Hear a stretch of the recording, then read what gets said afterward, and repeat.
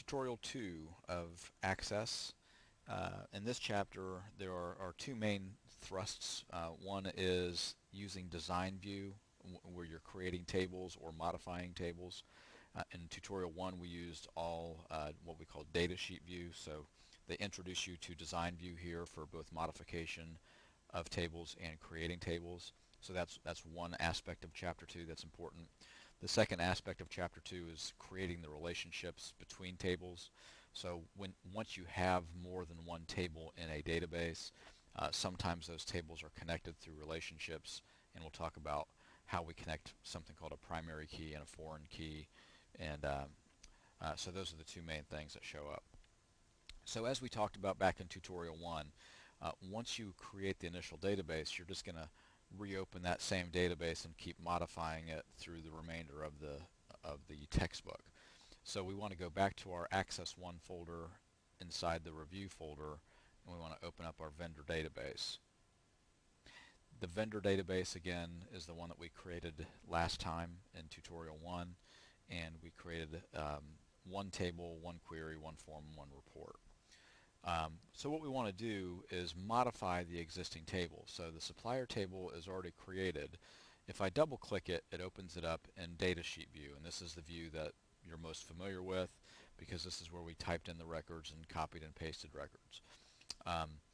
If the table's open, you can switch from datasheet view to design view a number of ways.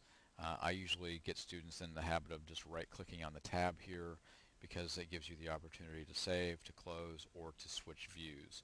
And in this case, we want to switch to design view. So we do that, and then you'll see up here is our list of fields, the ones that we created last time. And all of these have the field name and the data type just as we created them last time. But if we wanted to add a description, like in this case, we want to make sure that the status bar down here will indicate that this is the primary key. So by entering a description here, what happens is when you have that field selected in datasheet view, it'll show up down here indicating that. Now whenever you make a property change in a table, there will be a property update option, and most of the time I choose yes, go ahead and update that everywhere so that it will display in every place that where you want it to be updated. So in this case it would update the form as well as the table where you're creating this, although I misspelled primary, so better update that. Okay, so primary key. Now you'll notice on the rest of these there are other properties as well. So the first two columns represent the field name and the data type, and the third column is the description. But the last two columns in figure 2-45 indicate properties, which are located down here in the lower section of the design view. So I want to make sure that I have the supplier ID field selected up here, and then down here I can modify the properties associated with that. So I'll come down here and type 6 as the field size, and then a caption down here is going to be supplier ID, like that. Now notice on the caption there is a space between supplier and ID versus the field name where there is no space. The reason that you do that is the field name represents a storage location in the database. So you're naming a place for storage of the field values in your database, and the computer references that area for storage purposes. And the computer, of course, does not like spaces.